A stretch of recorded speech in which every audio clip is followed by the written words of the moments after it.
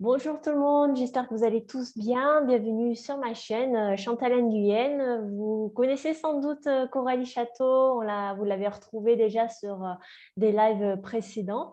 J'avais envie de l'inviter aujourd'hui pour parler sur le thème de une vie sans enfant, comment pouvoir trouver de l'apaisement, parce qu'il y a souvent la pression de la société qui nous dit oh, il faudrait avoir une famille.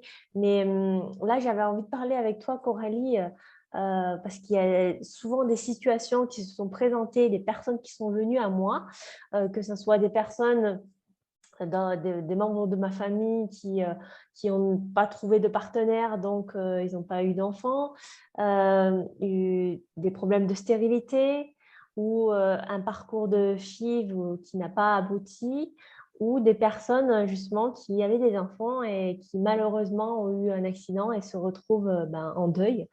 Donc moi, j'avais envie qu'on parle de ce thème qui n'est pas forcément évident à aborder et que tu me témoignes de ce que tu as pu vivre et comment tu as pu trouver de l'apaisement dans tout ça. Alors, déjà, bonjour à tous et puis merci Chantal de m'avoir invitée.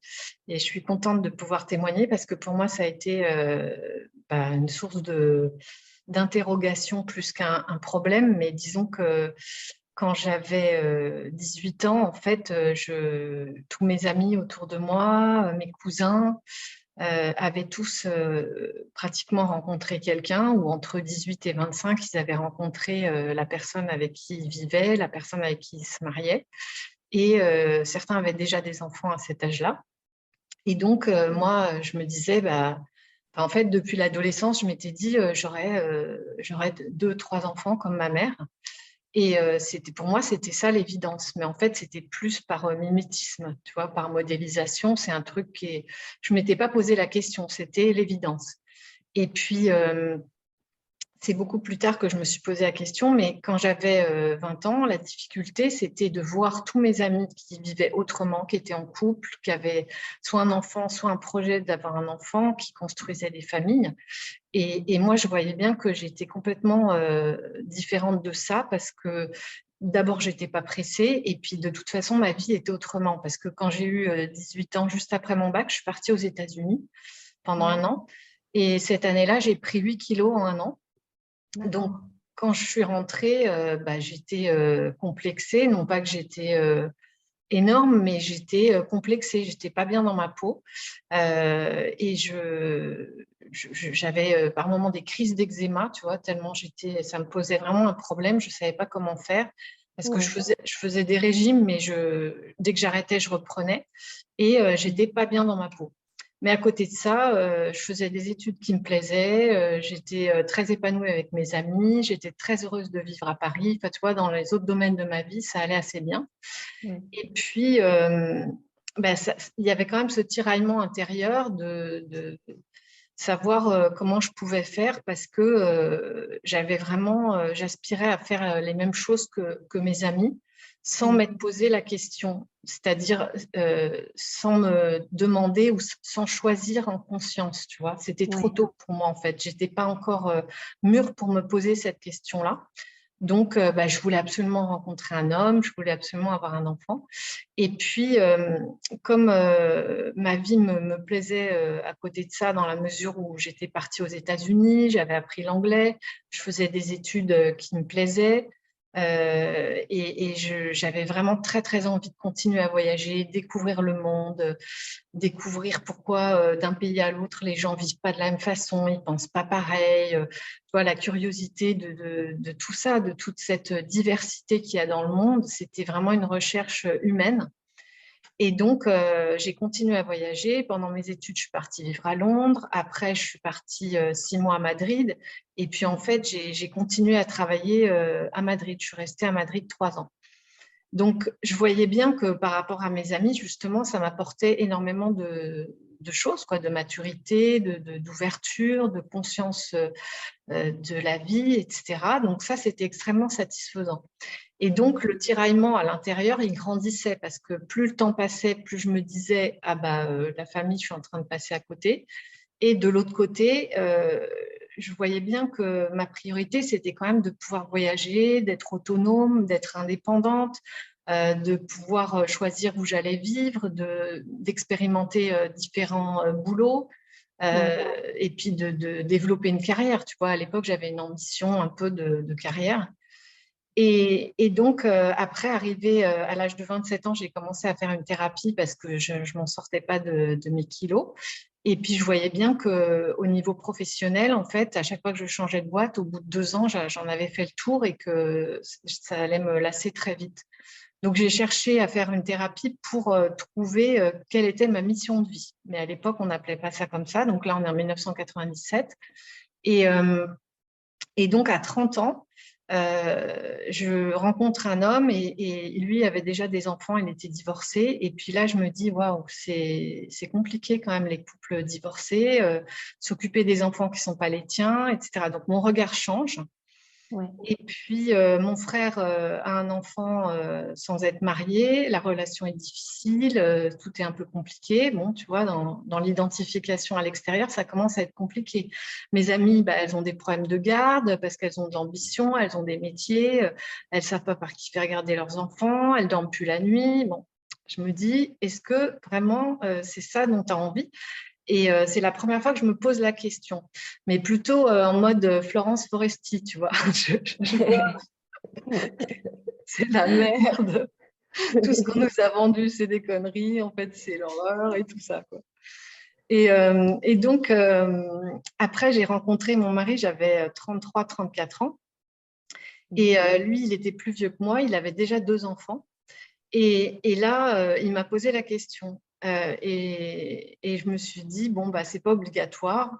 C'est pas obligatoire. Je sens plus l'appel, l'évidence comme il y avait il y a 10 ans, quoi. Et puis, ensemble, on a beaucoup voyagé, on a fait plein de choses. Et il m'a dit à un moment donné, tu sais, je veux bien avoir un enfant avec toi, si tu le veux, on a un enfant. Mais comme j'en ai déjà élevé 2, moi, ma priorité, c'est plus élever un enfant ni l'éducation. Donc, je le sentais déjà un peu en retrait. Et, et puis après, avec le temps, j'ai vu que ce n'était pas essentiel et que vraiment, ce qui m'importait, c'était de pouvoir bah, faire cette vie qui est différente des autres, mais dans lequel je m'épanouissais complètement. Et puis la vie qu'on a eue en couple, elle était géniale parce que justement, on était 2 adultes et on était libres, on était autonomes et on vivait vraiment en accord avec nous-mêmes. Donc, ça s'est effacé, cette idée d'enfant. Et puis à l'âge de 30 ans, j'ai eu une autre conception de la pilule, enfin une autre vision de la pilule et je me suis dit, mais il faut que j'arrête ce truc-là, ça dérègle complètement mon système hormonal et si ça se trouve, c'est pour ça que j'arrive pas à perdre du poids. Et donc, j'ai arrêté la pilule et là, en fait, bah, j'ai commencé à perdre du poids. Et je dis ça parce qu'en fait, je suis jamais tombée enceinte, même sans la pilule. Bon, je faisais attention, mais je suis jamais tombée enceinte. Et si tu veux, après, avec le temps, je me suis dit, mais en fait, ma vie, c'est sans enfant, quoi. Parce que ça me convient comme ça et que la nature fait que je tombe pas enceinte. Donc, j'ai jamais fait de test d'infertilité, etc. Et je savais qu'il n'y avait pas de problème de ce côté-là, mais c'est juste que j'ai laissé faire la nature. Mais j'étais quand même pas chaude dans la mesure où je savais que mon mari, lui, n'était pas trop pour et qu'il le faisait uniquement par amour. Mais si tu veux, je ne savais pas où on allait avec ça et donc ça me refroidissait un peu.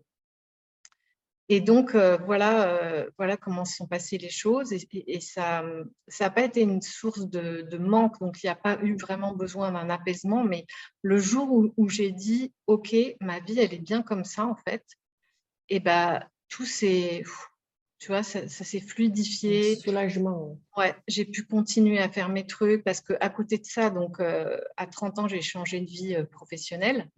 J'avais déjà écrit un livre. Et non, pardon, c'est à 31 ans que j'ai écrit mon premier livre qui était un manuscrit. J'ai changé de vie professionnelle, je suis devenue thérapeute, je suis devenue auto-entrepreneur, j'ai fait des rencontres et des découvertes incroyables, des expériences incroyables. Je suis partie avec le Club Méditerranée pour ouvrir justement des stages de développement personnel et de bien-être dans les villages. Enfin, tu vois, ça, si j'avais eu un enfant, ce n'était pas possible. Donc, je voyais bien que ma vie, elle était très bien comme elle était par ailleurs, tu vois, enfin, sans enfant. Et donc, quand j'ai dit, OK, je ne suis pas du tout obligée d'avoir des enfants, j'arrête de me poser la question et d'y penser, c'est comme si ça avait donné un coup de boost à ma créativité. C'est-à-dire, j'ai continué à écrire des livres, j'ai continué à voyager, j'ai continué à faire plein de choses que j'aurais eu plus de difficultés à faire avec une famille et des enfants surtout. Mm, mm, mm. Et du coup, dans tes consultations, je sais que tu fais des coachings. Est-ce que tu as des personnes qui viennent à toi pour aborder ce sujet ou pas du tout? Pas du tout. J'ai jamais eu quelqu'un qui venait me voir par rapport à ça parce que je pense que c'est une problématique que j'ai, entre guillemets, problématique que j'ai dépassée facilement. Ce n'était pas une vraie problématique dans ma vie. Et dans les gens qui viennent à moi en coaching, c'est toujours des gens qui ont les mêmes problématiques que moi, mais des problématiques vraiment qui font des blocages dans la vie, quoi, tu vois. Ouais. C'est plus au niveau recherche de sa mission de vie, des périodes charnières de la vie où tu sais, es à la croisée des chemins, tu ne sais pas quelle route prendre. Et Oui, tu n'arrives pas à entendre à l'intérieur ce que ça dit, ou alors tu n'en es pas sûr, tu ne te fais pas confiance. Ça, moi, j'ai connu ça profondément. Et donc, j'attire des gens comme ça. Et comme j'ai cette expérience et que ça, je l'ai dépassé, et ben, du coup, je peux les accompagner. Tu vois, tout ça, ça se fait naturellement. C'est de l'énergie, c'est de la physique, mais j'attire toujours des gens qui ont des points communs avec mon parcours de vie qui sont juste incroyables, quoi. Des fois, il faudrait que j'enregistre et que je le publie parce que tu te dis, mais c'est pas possible. C'est pas possible que ce soit aussi proche et qu'il y ait autant de points communs. C'est mon clone, c'est ma clone. Et du coup, les personnes qui justement me parlaient de ça, leur principale préoccupation, c'est, tu vois, quand je vais vieillir, que je serai voilà, plus Oui. âgée, qui c'est qui pourra voilà, être à côté si besoin. Comment toi, Ouais. tu le vis, ça, justement? Eh ben, ça m'a pas trop traversé l'esprit dans la mesure où moi, en faisant mon parcours, mon chemin personnel, si tu veux, à un moment donné, je suis arrivée aussi à la question de quel est le projet sens de ma vie.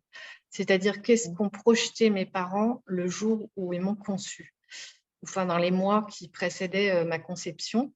Et donc, c'est ça le projet sens. C'est pourquoi tes parents ont voulu que tu sois là. Alors, si c'est par amour, ça va te simplifier la vie. Mais dans bien des cas, là, je pense à une personne dans mon entourage, à 30 et quelques, elle n'avait toujours pas d'enfant. Et puis, elle était bien comme ça. Et en fait, elle s'est posé cette question. Et comment ça va être dans l'avenir, etc., quand je serai vieille et tout.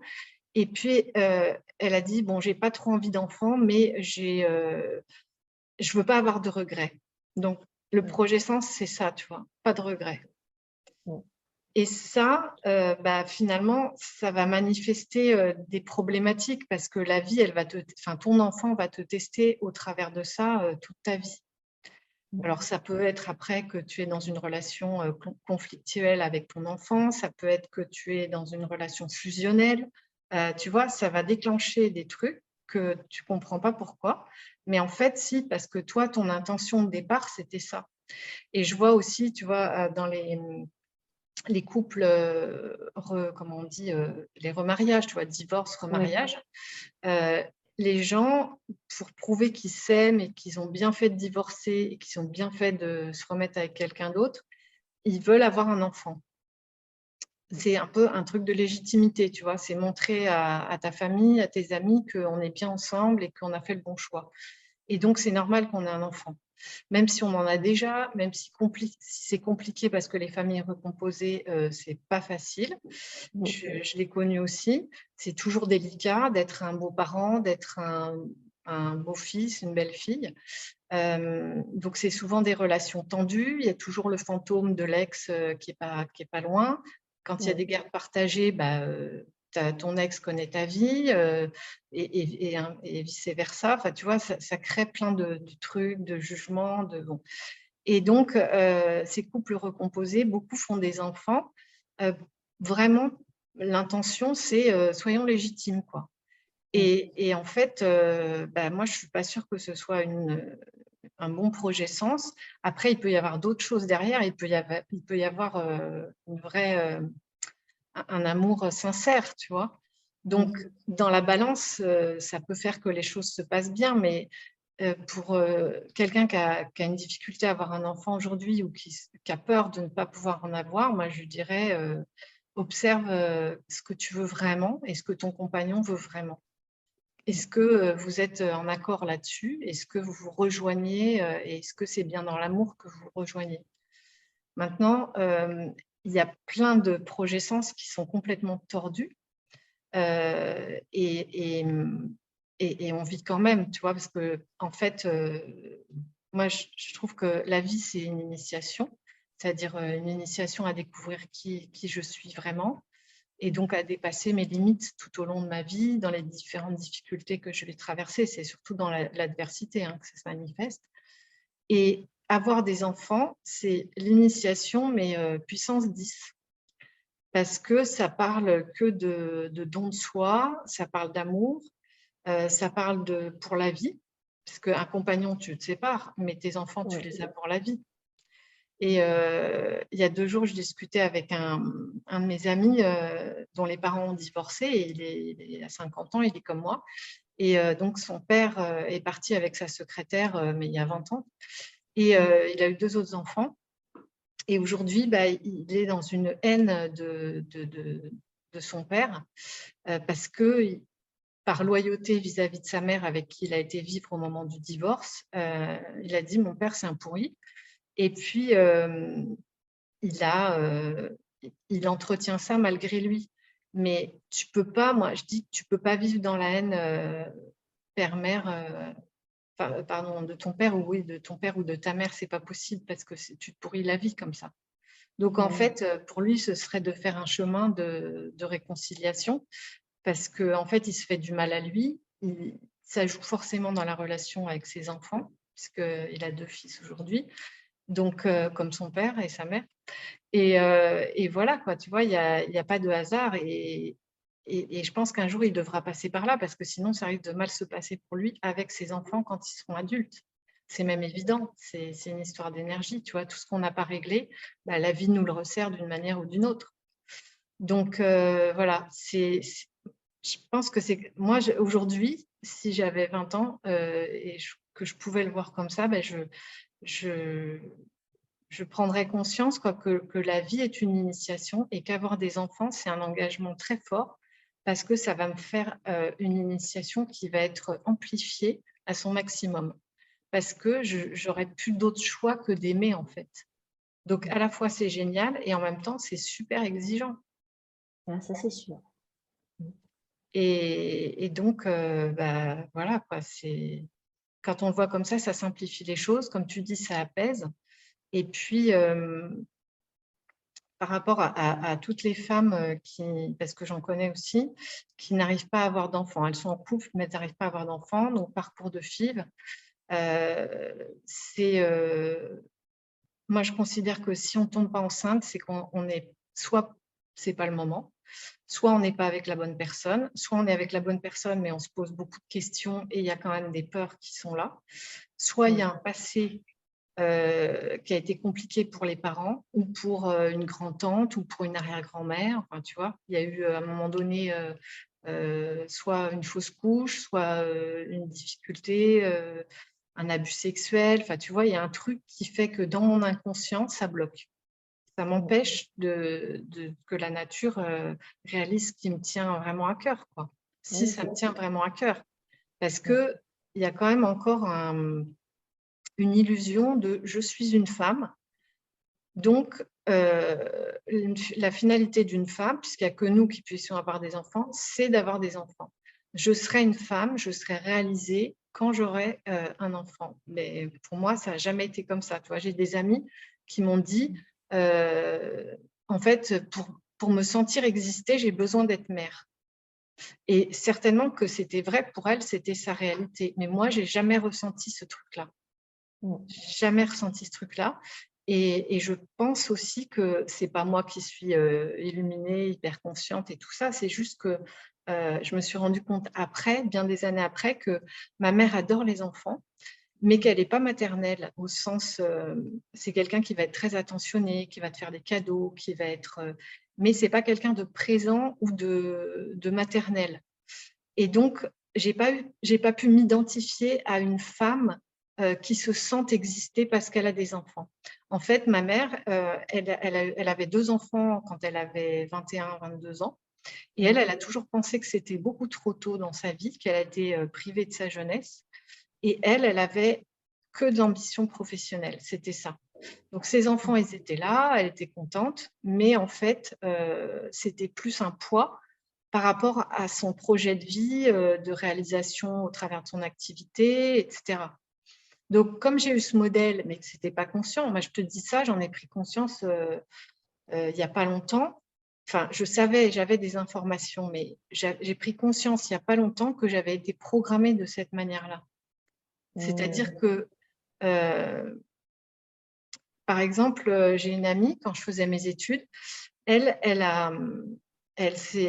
la dernière qui s'est mariée et elle a rencontré quelqu'un avec qui ils sont partis vivre à l'étranger. Ils sont partis vivre à Hong Kong.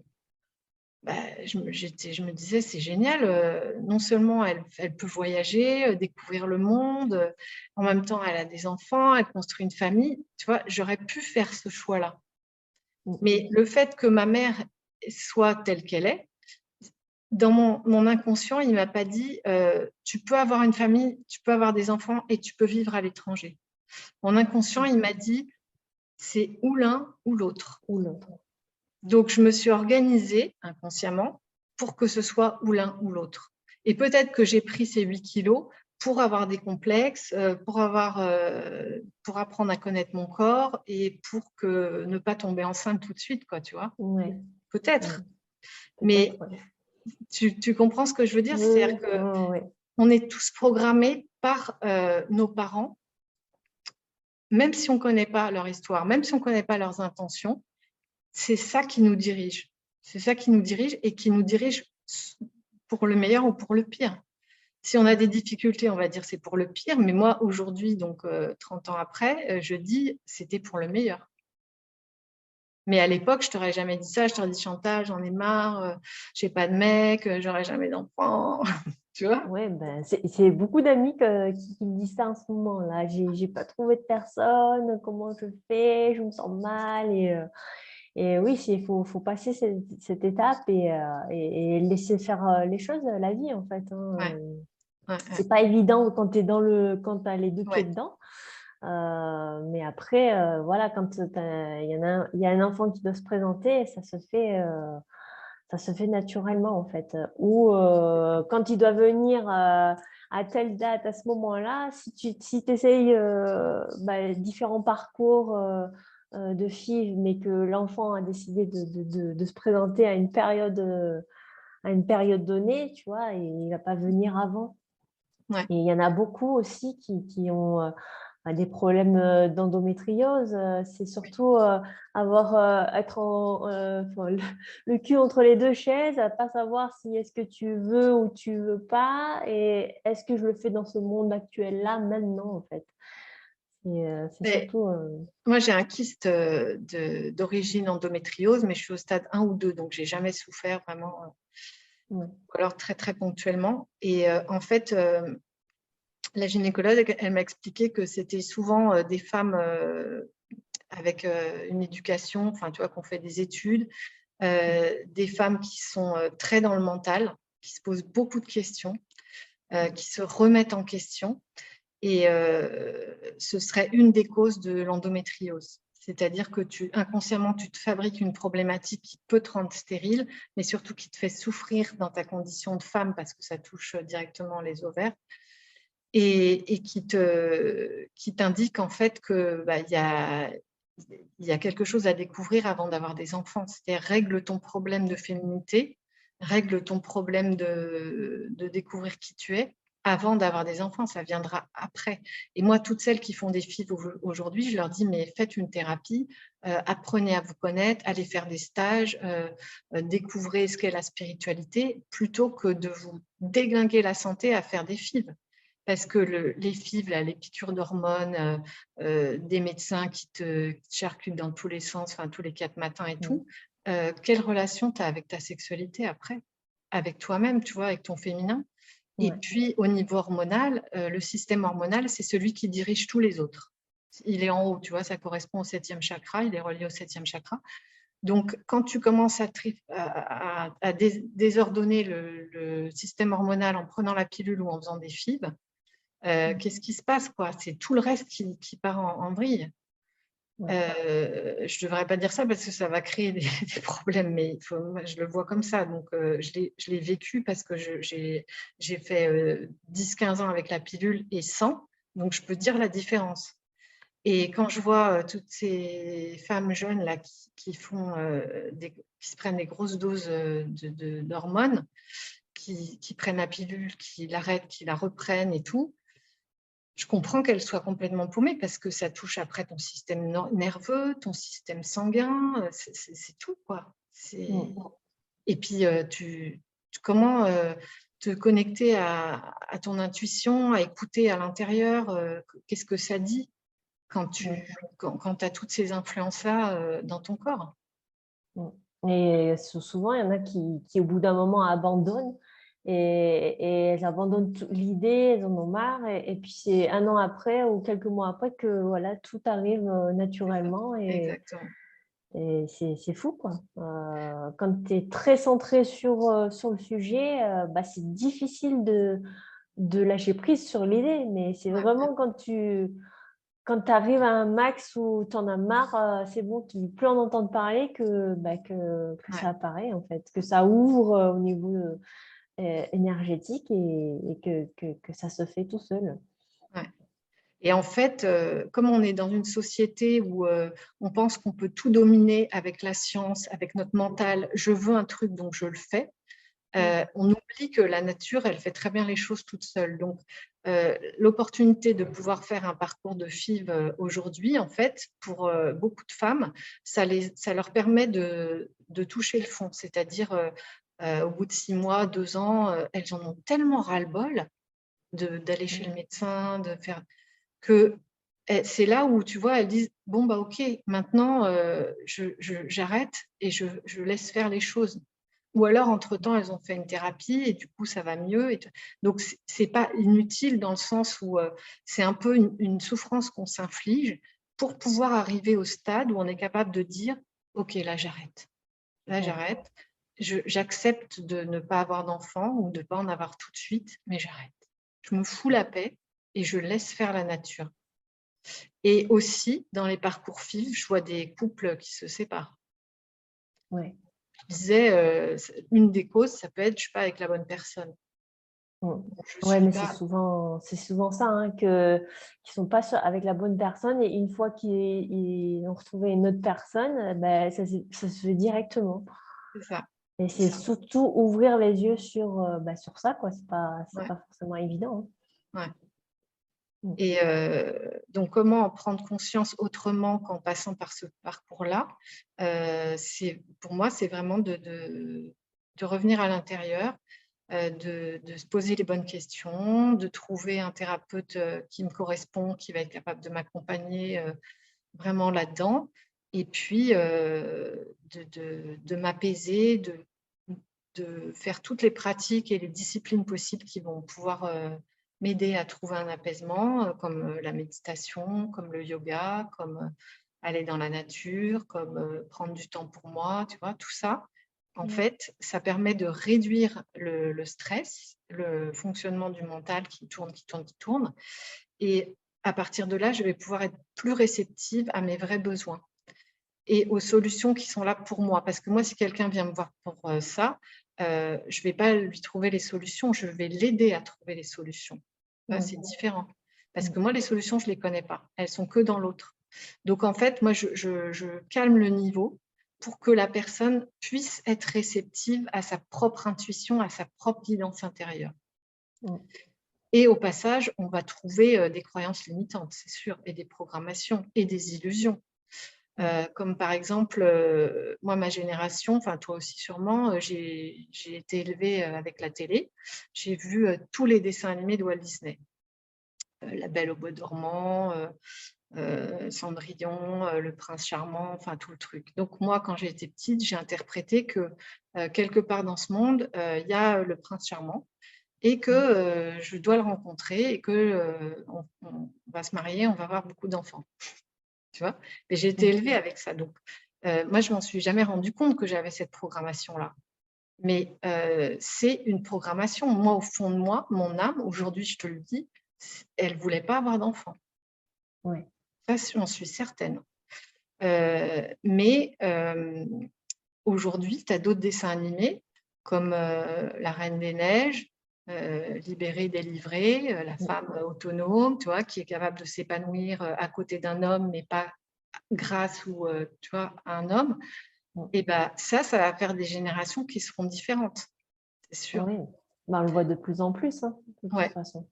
Et ben donc, ce qui va se passer dans un coaching ou dans une thérapie, c'est que je vais aider cette femme à découvrir quelles sont ses programmations au niveau collectif, culturel, sociétal, au niveau de sa famille, et quelles sont ses croyances limitantes par rapport au fait d'avoir un enfant, de l'élever, etc.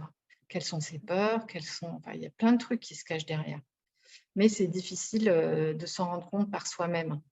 Parce que, comme tu le disais, quand on est dans le… Il y en a qu'on l'appelle, comme on dit, à l'intérieur, et puis elles n'y arrivent pas, elles n'y arrivent pas, elles n'y arrivent pas. Après, ça devient un cercle vicieux, parce que moins tu y arrives, plus tu y penses, plus tu en souffres. Et voilà, quoi. C'est ça. Bah, écoute, merci Coralie pour tout cet éclairage sur ce sujet. Là, maintenant, j'avais envie de parler avec toi des relations de miroirs. Il y a les miroirs où ça peut être direct et les miroirs où ça peut être inversé. Je veux savoir ce que toi, ce que tu peux apporter sur ce sujet-là. Alors, pour moi, un miroir, c'est le fait que tout à l'heure, je parlais de croyances limitantes, de programmation inconsciente, puisque on se construit, notre vie, elle se construit par rapport à la vie de nos parents, par rapport à leurs propres choix, leurs propres valeurs, leurs propres croyances soutenantes ou limitantes, mais on ne le sait pas. Il y a un petit écho. Est-ce que tu peux baisser? Baisser. Voilà. Ouais. Et donc, voilà. Bon. Le miroir, en fait, il sert dans la mesure où à chaque fois que j'ai une croyance limitante, un conditionnement, etc., je vais être face à un frein dans ma vie, à un blocage, un truc que j'arrive pas à faire, comme avoir un enfant, ou je vais être dans une situation, un conflit relationnel. Je vais vivre quelque chose qui va me faire souffrir. À chaque fois que je suis là-dedans, un blocage ou une souffrance quelle qu'elle soit, c'est qu'il y a une croyance limitante derrière. Il y a besoin de prendre du recul pour changer de perspective et voir la situation autrement. Et un synonyme de ça, c'est apprendre à me connaître, quoi. Et donc, quand j'ai un conditionnement, par exemple, je parlais de la conscience de ma mère, de la maternité, d'avoir des enfants, le fait qu'en fait, elle, je ne pense pas qu'elle en voulait vraiment, ce n'était pas sa priorité. Et donc, moi, j'ai fait l'éponge par rapport à ça, je me suis imprégnée de ça. Et donc, je rencontrais personne et il n'y avait pas une question de famille dans ma vie jusqu'à mes 33 ans, parce que j'ai adhéré à ce truc-là, ce programme-là. En fait, il me convenait, mais au début, je ne le savais pas, donc j'en souffrais. Et quel est le seul moyen de pouvoir découvrir ça? C'est d'avoir un miroir, parce que c'est quelque chose qui est en moi, qui est inconscient, comme le nez au milieu de ma figure. Je sais qu'il est là, mon nez, mais je ne le vois pas. Donc, le seul moyen de le voir, c'est le miroir. Et le miroir, c'est toutes les problématiques que je rencontre dans ma vie, en fait. Parce qu'elle m'oblige à me regarder en face, à aller à l'intérieur. Parce que l'autre solution, comme je te disais, c'est de descendre en soi pour avoir la réponse. Parce qu'à l'intérieur de moi, ma conscience intérieure, elle englobe à la fois mon inconscient et ma vision, ma conscience que j'appelle moi ordinaire, c'est-à-dire la conscience qui me vient par rapport à mon éducation, à mes expériences, par rapport à mes sens, la vue, l'ouïe, l'odorat, le toucher, donc tout ça. C'est en fait la conscience ordinaire, elle vient par tout ce qui est amené par l'extérieur. Mais ce qui est amené par l'extérieur, c'est toujours limité, c'est jamais complet. C'est toujours que les apparences, c'est superficiel, si tu veux. Et en fait, mon mari disait souvent, mes yeux m'empêchent de voir. Mais c'est ça, c'est que les apparences, elles nous aveuglent. Et on ne se rend pas compte qu'on vit par rapport à ce qu'on capte de l'extérieur.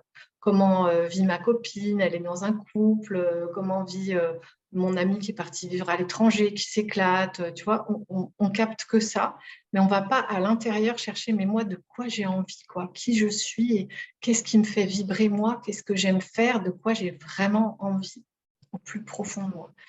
Et donc, pour moi, un miroir, c'est une difficulté dans ma vie, quelque chose que je n'arrive pas à réaliser et quelque chose qui me fait souffrir.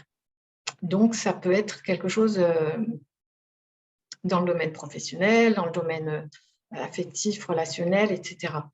Et puis, quand tu parles de miroir inversé, moi, ça me fait penser au couple, c'est-à-dire que j'attire près de moi quelqu'un qui va être mon alter ego, c'est-à-dire moi inversé. C'est mon complément, mais à l'envers, c'est-à-dire qu'il va être différent de moi, mais il y a plein d'endroits où on se rejoint, ce qui fait que lui va me faire miroir dans chacune de nos relations, de nos conversations, des activités qu'on fait ensemble. En fait, on se fait miroir.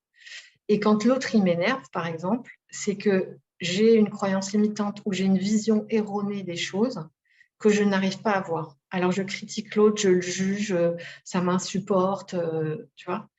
Donc, le couple, c'est aussi quelque chose d'initiatique. C'est comme le fait d'avoir des enfants ou d'être en vie. Parce que, comme je n'ai pas envie de me pourrir la vie, à chaque fois que je suis en souffrance, je vais chercher à pouvoir aller au-delà, à voir ce qui se passe et à dépasser le truc, c'est à lâcher prise.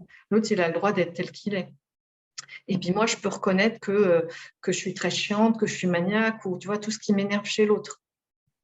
À ce moment-là, quand je lâche prise et que je le laisse être comme il est, bah, moi, je me fous la paix aussi. Et du coup, tout s'apaise.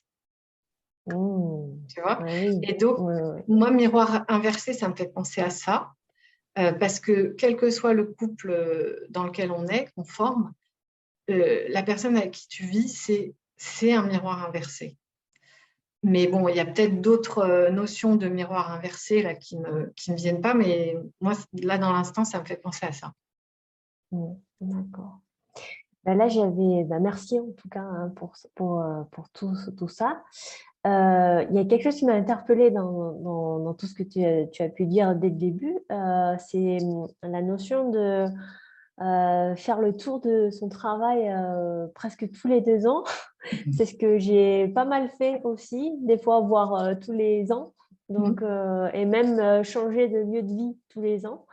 Ça s'est calmé depuis ces dernières années, mais je voulais savoir comment toi comment tu l'expérimentes, est-ce que ça continue avec ce que tu vis maintenant? Est-ce que là, par exemple, tu fais les coachings, tu t'écris des livres, est-ce que tu te dis, mais je vais totalement changer, je vais peut-être aller sur autre chose, peut-être dans 1 an, ou comment ça se passe pour toi? C'est sûr. Que moi, c'est ce que je vis là. Ouais.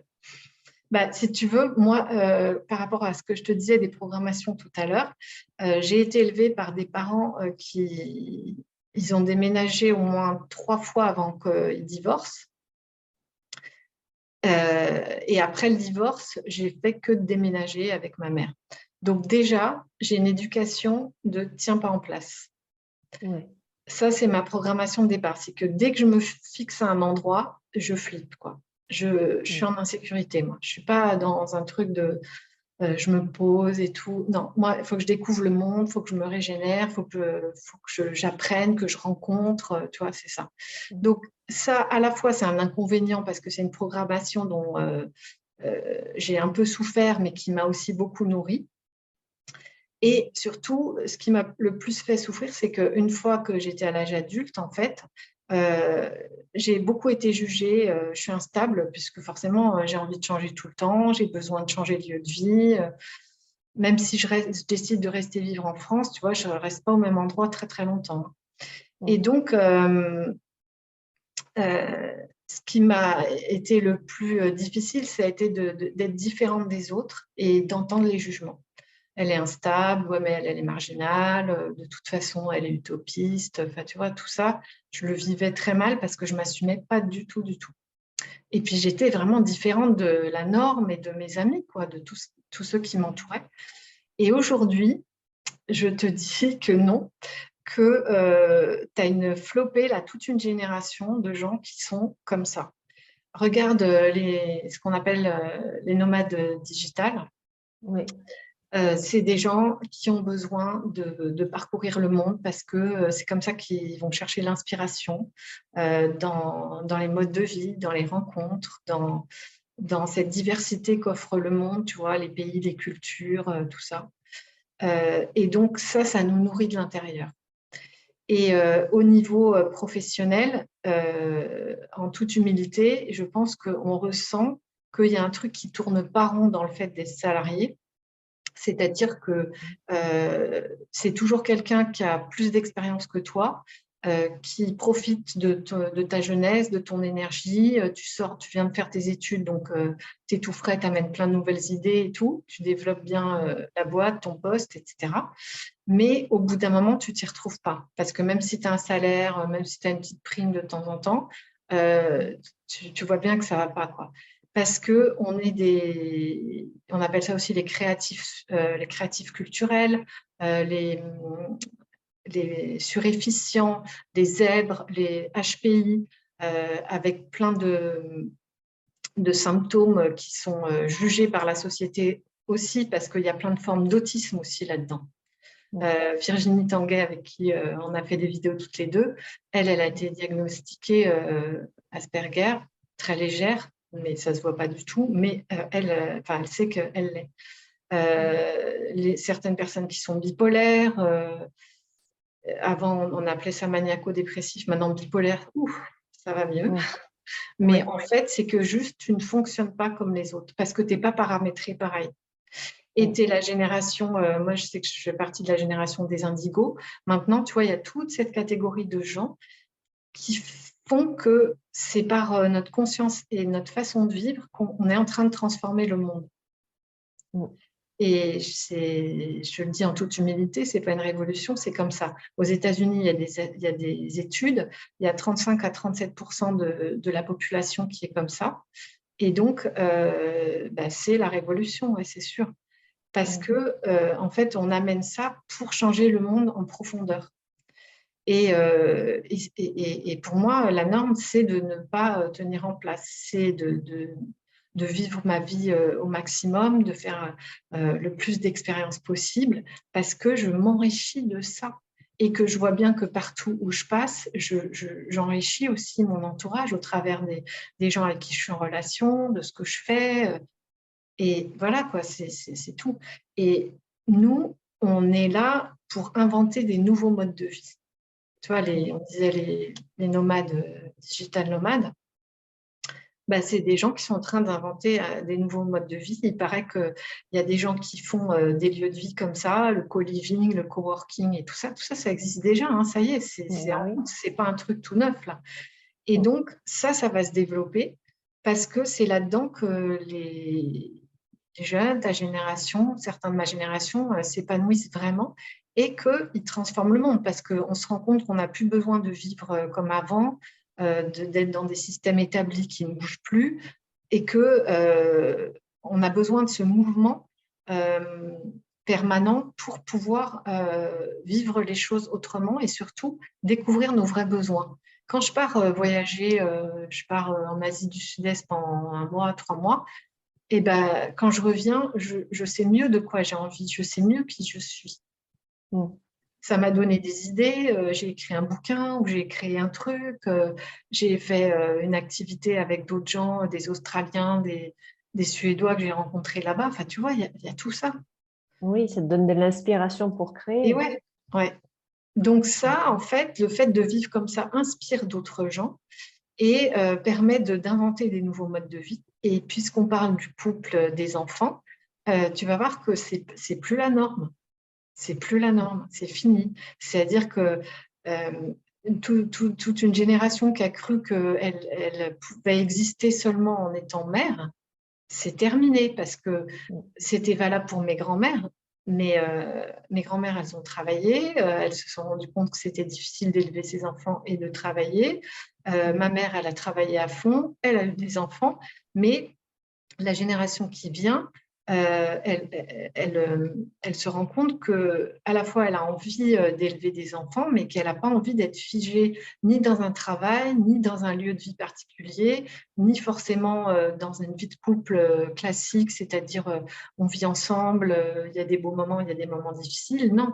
Peut-être que maintenant on va vivre chacun chez soi ou que il y en a un qui voyage, ça aussi, ça existe déjà, hein. C'est plus des Ouais. couples bien établis où personne ne bouge, métro, boulot, dodo, tout ça, c'est terminé. Mm. Parce qu'on est autrement, je te dis, on n'est pas paramétré pareil. Et il y a une femme qui s'appelle Christelle Petit-Colin qui a écrit plusieurs livres qui s'appellent Je pense trop, je pense mieux. Enfin, allez voir ce qu'elle a écrit. Parce que là-dedans, c'est pas un livre sur le mental et le fait de trop penser seulement. C'est un livre sur un profil de gens qui sont différents et qui sont pas une minorité. Mm. Et, et qui ont des qualités, des aptitudes et une façon d'être qui est différente et qui enrichit, qui nourrit la transformation dans laquelle on vit. Donc, il y a d'autres façons de vivre, il y a d'autres façons d'être en couple, il y a d'autres façons de créer une famille, il y a d'autres façons d'avoir des enfants, et c'est à vous de l'inventer en fonction de ce qui vous anime au plus profond de vous, quoi. Mm. Et je suppose que toi, qu'est-ce que tu dirais qui te nourrit dans ta façon de vivre aujourd'hui? Qu'est-ce que ça te fait d'avoir envie de bouger, d'avoir besoin de bouger? Ça t'apporte Bah, quoi et... c'est des connaissances déjà, de pouvoir rencontrer des nouvelles personnes à chaque fois. C'est très connecté aussi au chiffre 5. On a besoin de renouveau, de reconnexion et de parcourir peut-être d'autres aspects de nous-mêmes qu'on ne voit pas forcément. Tu vois, en rencontrant des personnes qui ne sont pas qui nous sommes, ça nous permet de pouvoir allier toutes ces émotions ensemble et de se mélanger en fait, de faire un melting pot avec tout le monde. Pas forcément d'aller se catégoriser juste sur un travail, sur un lieu de vie, sur telle relation. Et c'est de pouvoir englober tout ça comme une part de nous sur chaque personne en fait. C'est ça. C'est ça. Et pour moi, de toute façon, la stabilité, elle demeure dans le changement. Donc, Ouais. rester figé sur une chose, moi, je sais que au bout d'un moment, enfin, j'ai été souvent très caméléon, donc à faire différents métiers, mais parce que la vie me guidait sur ces endroits-là, pour peut-être aider une personne qui avait juste besoin d'un titre d'un livre. Euh, et, et de pouvoir apprendre différents... parce que des fois, tu penses que tu vas aimer telle ou telle chose, mais sauf que tant que tu l'as pas vécu, enfin, moi, je savais pas que j'allais aimer faire des interviews, tu vois. Ça s'est présenté... tu m'aurais dit de faire ça il y a 5 ans, mais j'aurais dit, mais pas du tout, quoi. Donc ça s'est présenté tout seul. Et là, c'est en expérimentant, en connaissant d'autres personnes qui faisaient des interviews, que j'ai pu me dire, ah bah si j'essayais moi aussi, même si j'ai pas de, voilà, enfin professionnellement, il y a aucune expérience, mais du coup, l'inspiration me venait directement. Les personnes sont choisies Je ne les choisis pas, ça me donne le nom de la personne et le titre de la vidéo. Et puis après, les questions arrivent peut-être la veille de l'interview ou quelques semaines, quelques jours avant. Et c'est comme ça. Enfin, du coup, c'est comme ça que j'ai appris à me dire, mais si ça ne s'était pas présenté, si je n'avais pas rencontré cette personne, je n'aurais peut-être pas pu me lancer dans ça. Et finalement, je découvre que c'est quelque chose que j'aime bien faire, comme pour des coachings, comme pour les massages. Il y a un moment donné, tu as envie de faire ça à fond, et puis après, tu en as marre, et Ouais. après, tu passes sur autre chose. Et là, j'ai supprimé la moitié de mes services, et là, je sais que je vais avancer sur d'autres choses. Donc, ça se trouve complètement différent. Hein. Tu te laisses porter par la vie au final. Ouais, c'est ça. Et c'est toujours juste. Mais il peut y avoir des moments de passage à vide, quoi, Oui. parce que c'est des cycles, en fait. Et quand tu arrives en bas d'un cycle qui se termine avant de recommencer un autre, tu as besoin d'avoir un espace de blanc où il n'y a rien. Oui. Tu as besoin de faire une pause pour Une pause, pouvoir oui. ensuite, c'est comme les saisons, tu vois, l'hiver, c'est la pause, c'est Oui. l'introspection, c'est l'hibernation. Et en fait, chaque cycle dans notre vie, il est comme ça. Ah oui. Et on ne peut pas savoir, tu vois, toi, tu acceptes l'idée, parce que tu es comme ça, que tu puisses ne pas savoir ce que tu vas faire dans 6 mois et que tu te laisses porter par la vie. Mais moi, quand j'avais 20 ans, c'était juste impossible parce que la croyance collective, c'était tu as fait des études, tu travailles dans ton métier, tu changes pas de boîte et tu restes et tu montes en grade, etc. C'est point barre, ça s'arrêtait là. Mm. Mais moi, j'ai jamais été comme ça en fait. Mm. Mais ce qui a changé, par contre, tu vois, moi, j'avais énormément besoin de voyager pour rencontrer, pour m'inspirer, pour tout ça.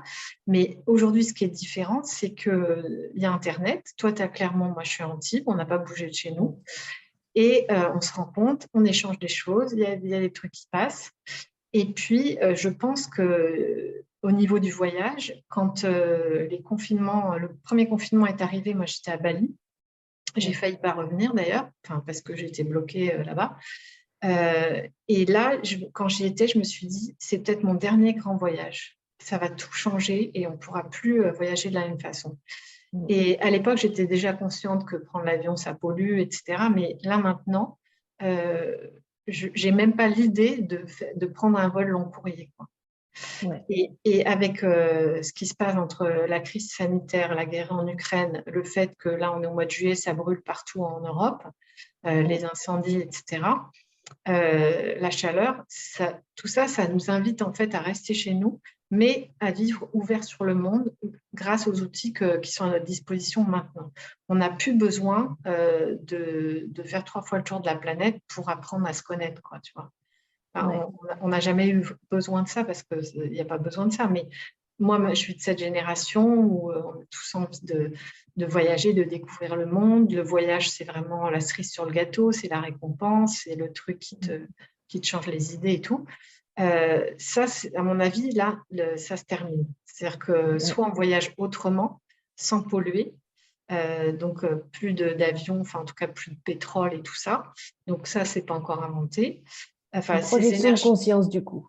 ouais, les énergies, elles existent, hein, à mon avis, mais elles ne sont pas encore arrivées au niveau industriel et au public. Ouais. Mais moi, j'avais vu un film qui expliquait tout ça, enfin, qui le montrait, hein, donc ça existe.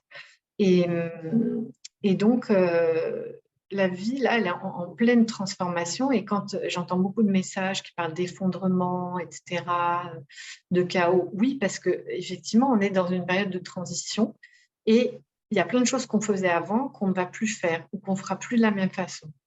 Donc, dans ce sens-là, il y a un effondrement. Mais la transition et le nouveau, il est déjà là.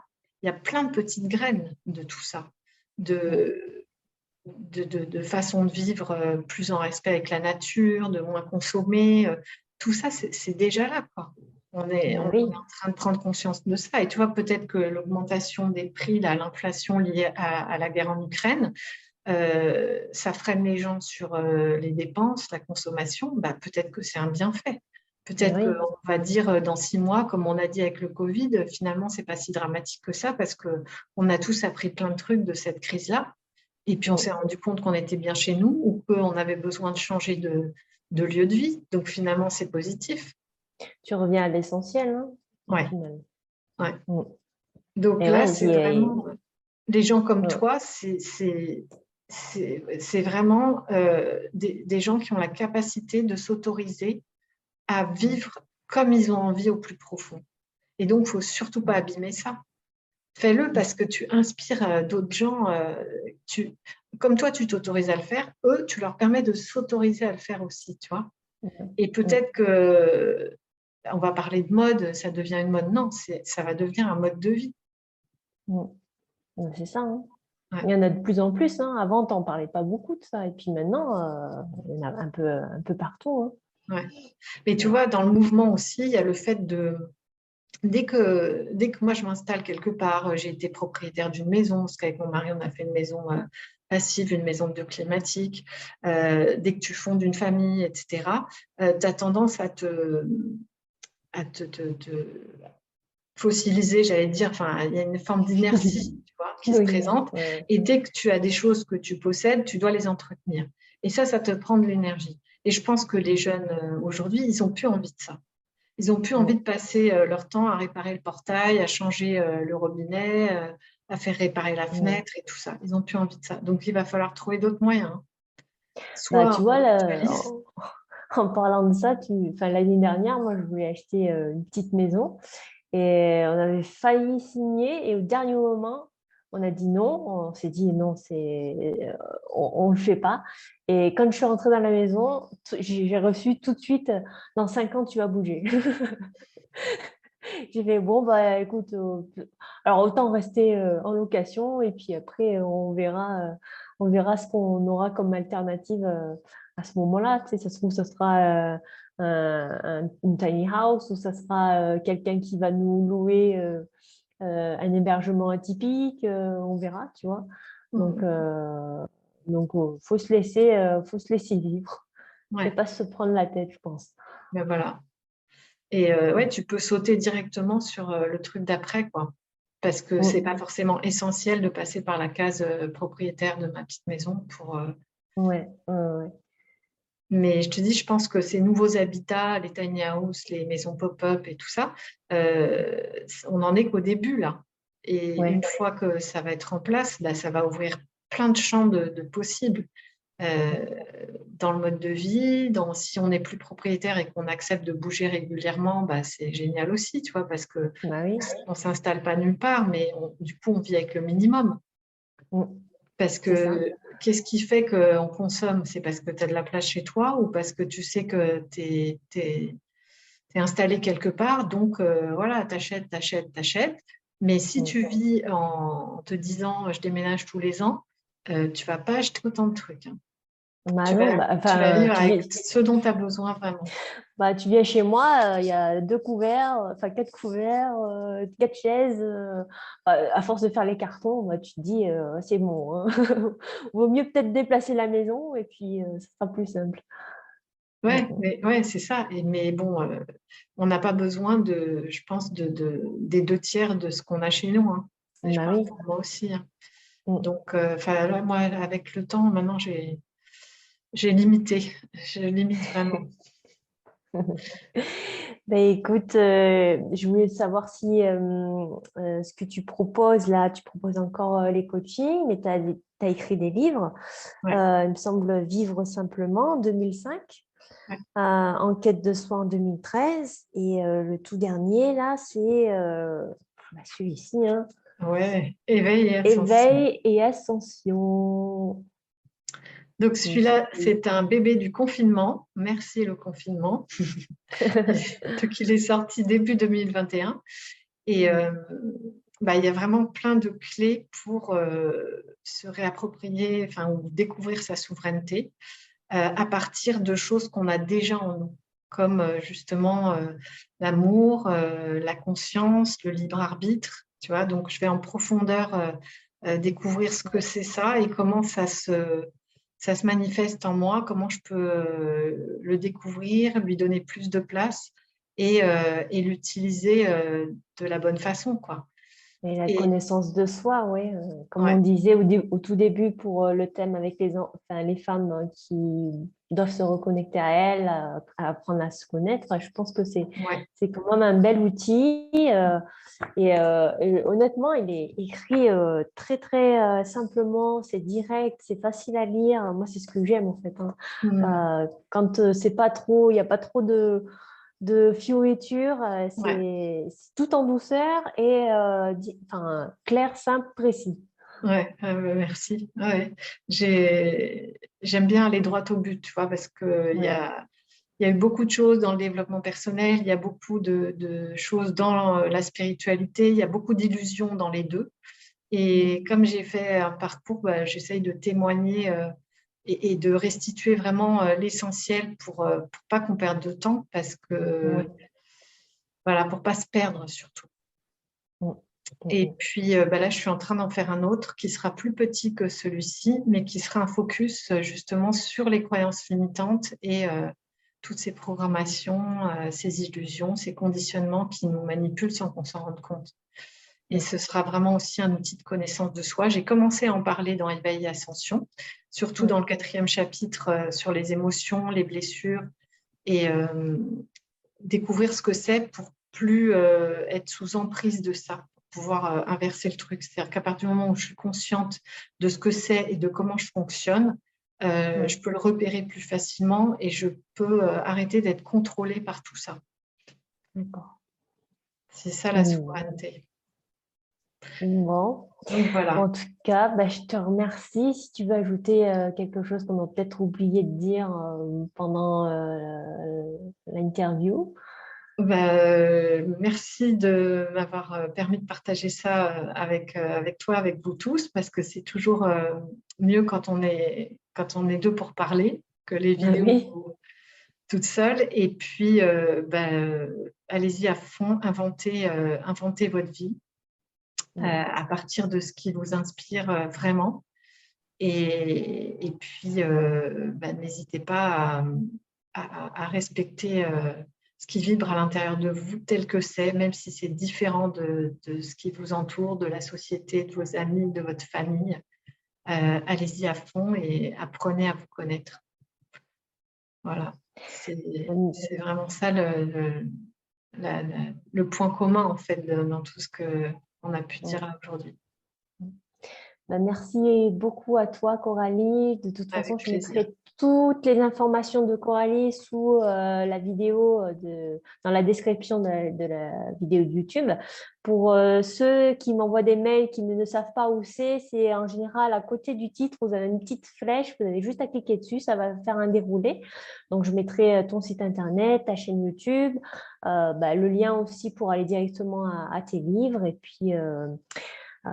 puis voilà, vous pourrez lui laisser des commentaires et n'hésitez pas à la contacter. Elle est super. Merci à tous. On se retrouve Merci Chantal. À pour une bientôt. nouvelle vidéo. Et puis Ouais. à très bientôt. Merci Bye bye. Coralie.